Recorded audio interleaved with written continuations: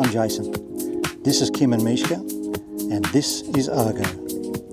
She's a 1991 Granger sailing cat that we renovated so we could live aboard. We're learning as we go, making memories and a few mistakes, and squeezing the most out of every day. Thanks for coming along for the ride.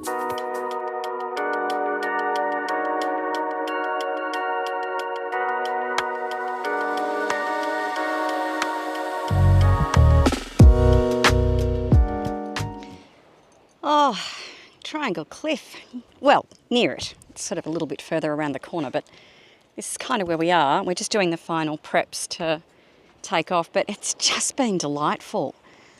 What a really, really beautiful part of this part of the coastline. The colours in the water are exquisite, but it's time to move on.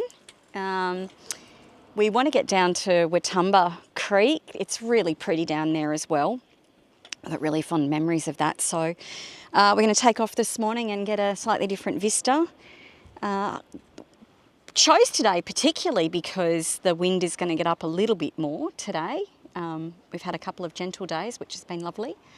But we've got enough wind today to get the sails up. So Jason's just been getting the main ready, and it's doing the final preps for us to get on our way.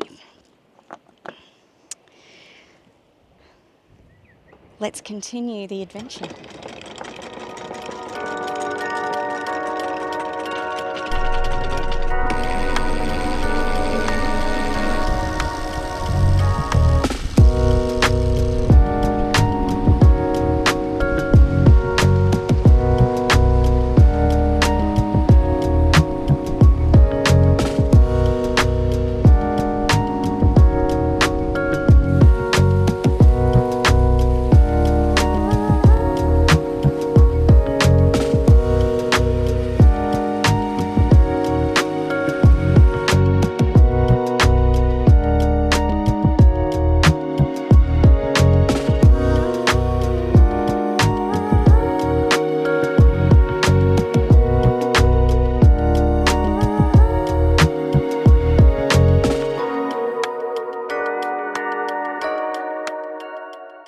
We've decided to move from Triangle Cliffs, or just south of Triangle Cliffs, up to Wathumba. It's only about 7.5 nautical miles to get there. The wind's up and down at the moment. It was 13 knots before, and now it's 7 knots of true. So we're down to doing 3.5 knots, but we're in no hurry today, so it might take us 2 hours, or if it picks up again, it might only take us an hour. Sailing this northern stretch of Fraser Island is excellent because you generally get a sou'easter this time of year, which enables you to get a nice beam reach going one way along the coast or the other way along the coast, and you can skirt in towards the coast for a little bit more protection if you want it, or come out a little bit wider just to increase your wind. So it's not only is it beautiful, but a really great and easy place to sail as well.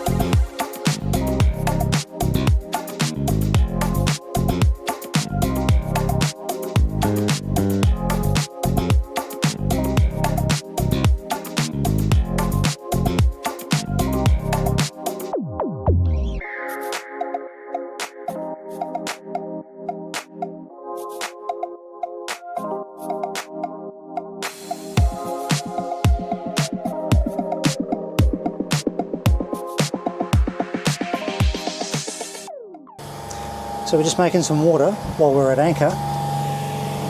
Excuse the noise.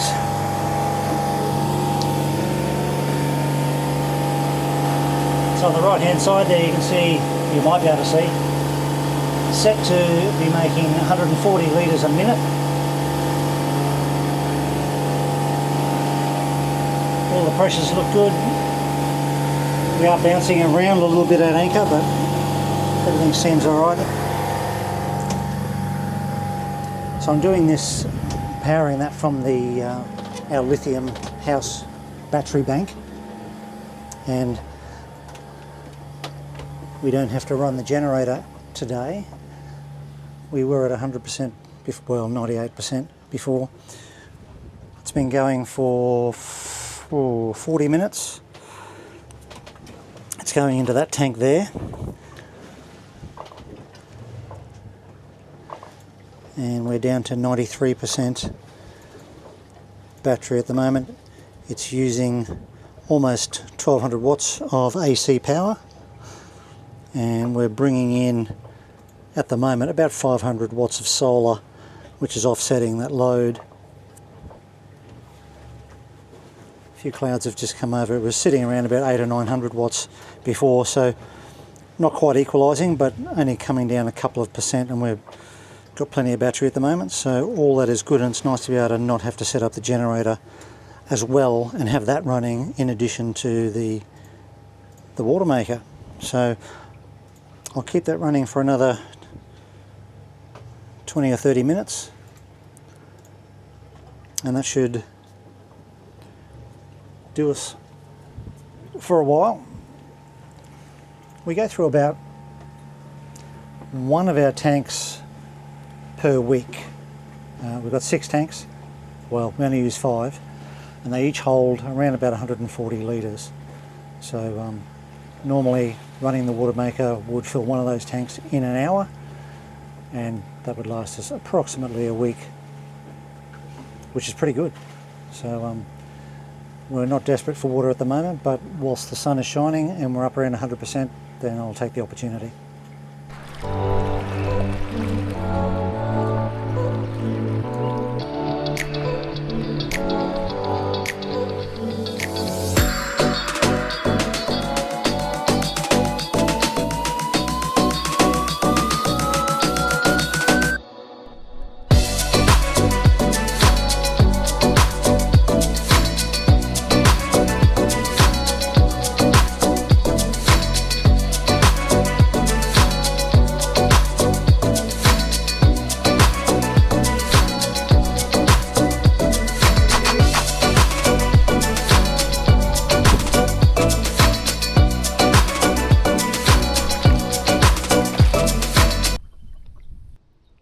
We've paddled all the way to the end of Wathumba Creek, or as far as we can go on this tide. The water's very stained with tea tree, it looks like, so it doesn't look as inviting to go in, although the camera makes it look a bit blue, but it is quite orange and dark red in places. But it's teeming with fish, and we are kicking ourselves that on our paddleboards we did not bring our fishing rods. So that might have to be the way forward. But we've just got the thumbs up that we can get cut through here and we don't have to paddle all the way back. So that looks like the way to go. So we've just left this part of the creek. We found a little entryway.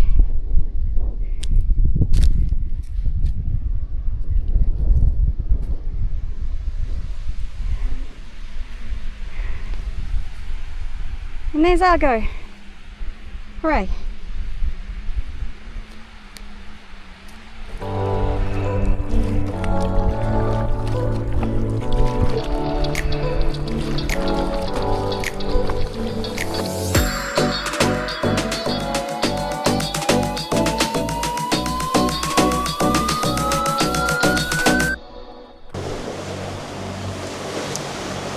So we are leaving Wathumba Creek because the wind has turned westerly and it's totally exposed at the moment. The wind's not bad at all. It's only blowing 8 or 9 knots tops at the moment, but there's a fair bit of swell coming in, creating surf pretty much where we were anchored. So I was just sitting there getting seasick at anchor, and it was pretty horribly rolling, and then occasionally a very large one would come through and throw things onto the floor. So not what you want to be doing. We are heading back out into more open water, and it's gotten better already. We'll head down back towards Triangle Cliff and see if we can find a better anchorage down there. It still won't be fantastic because of the direction of the wind today, but that'll turn around to be more southerly later this afternoon, and then through the night and tomorrow it'll head back around to be southeasterly again, and we'll have the protection of the land once again. So that's what a difference 24 hours makes. Yesterday it was a glass out here and absolutely amazing. Today you can't even sit there at anchor. But anyway, you keep looking for the best spots, so we'll do that. I do feel a bit queasy. Yeah, I've had better mornings. And it started about 2 a.m. So it's been, I don't know what time it is now. Where are we now? 10 past 11. So yeah, 10 past 11. It was supposed to be gone by like 7 a.m. It was meant to be a quick turnaround of wind and off we go again, but it's decided it wants to settle in. So instead of just roughing it out, we'll, as Jason said, it's already better being out here. So I'd rather, at least we're moving and not going in a forward direction, not just going up and down. So anyway, we'll scoot down the road and see if we can find a better spot. So in the end, we had a look, but it was just as rough down that end, which you'd kind of guessed, but to be honest, it was just nicer to be moving in the boat rather than sitting on anchor and doing these ones. It was nicer to at least be out there, and we saw fish. We didn't catch any. Saw a turtle. So we came back. We're back at Wathumba, and looking at the forecast, the swell is due to be pretty much non-existent by 5. It was due to be much lower by 3, which it was, and you can see now that it's much calmer. Still a gentle roll, but that should back off again later on tonight, and we should wake up to another beautiful day tomorrow. So at least it was nice to be out, sail up and working with the wave rather than fighting against it. Well, it's that time again for us to do some passage planning. We've hung out here at the top end of Gari. It's just turned a bit rubbishy the last 2 days, but we're prepping to get ourselves up the coast. So we've done a little bit of passage planning today, and thought we might just take you through what we've come up with. So, of course, we don't have the map underneath here for where we are right now, but we're sort of over at the top end of Gari at Rooney. And on Wednesday, we're going to take the 50 miles to get ourselves up to Lady Elliot, and then stay there for a few days, then do the 23 miles over to Lady Musgrave Island and have a few days there. And at this stage, on the Tuesday, thinking we'll do the 40-mile run across to Pancake Creek. But of course, that's all dependent on weather and what happens. So you've been looking at some wind and tides and Yes. books, and what have you been doing? All this is very loose, depending on weather, and also we can't go any further north than Gladstone until the end of the month for insurance purposes. So we're trying to bide our time with that in mind. There will be some wind. Well, there has been some wind forecast for one of the nights we're at Lady Musgrave, in the high 20s. So that should be okay. It might be, it's not going to be champagne anchoring or anything.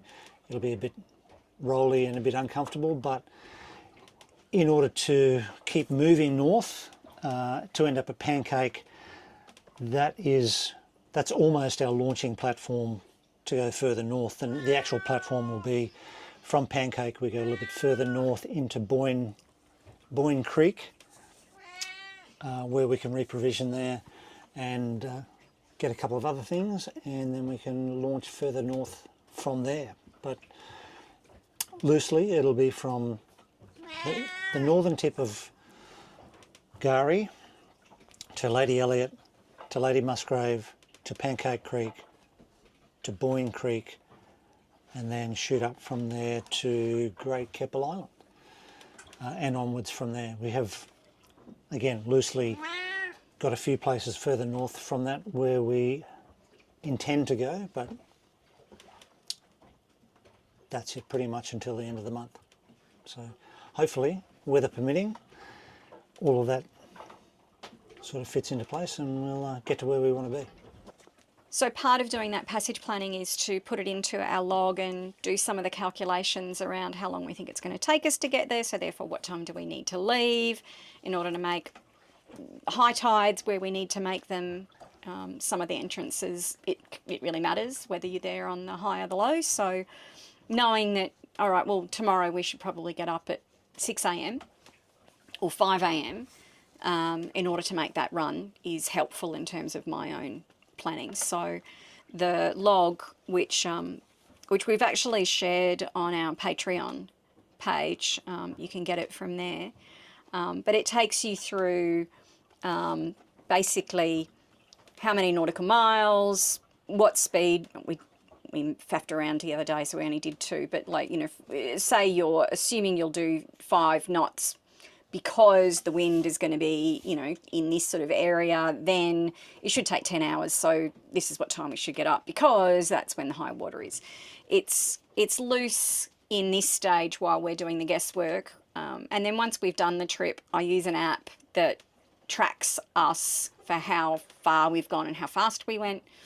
And then I upload that into the log so it's actual figures. And that way at the end of season, we know how far we went, and it's just cool stats to have. But it's also good for us to know along the way where we're going to be so we can let people know where we are and have the safety side of things as well. So that's one of the things that we do. The other thing that we've had to look at is the latest notice to mariners up at Shoalwater Bay, because they do live firing activities.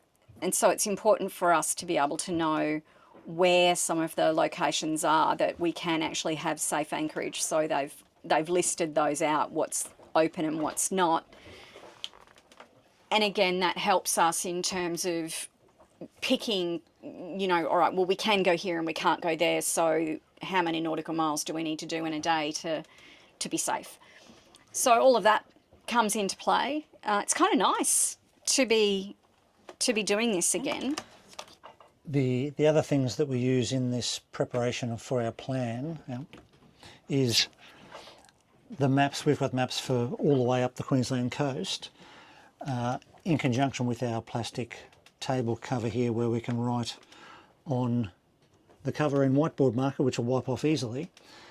And I also like to, on the chart, permanently write things that are relevant, like which MRQ channels take care of which areas, where the boundaries are, where they start and where they finish, because I can't remember all of those. I've got a memory like a sieve at the best of times. So I find that really useful, and just having this for easy reference once we've come up with a loose plan is really good as well.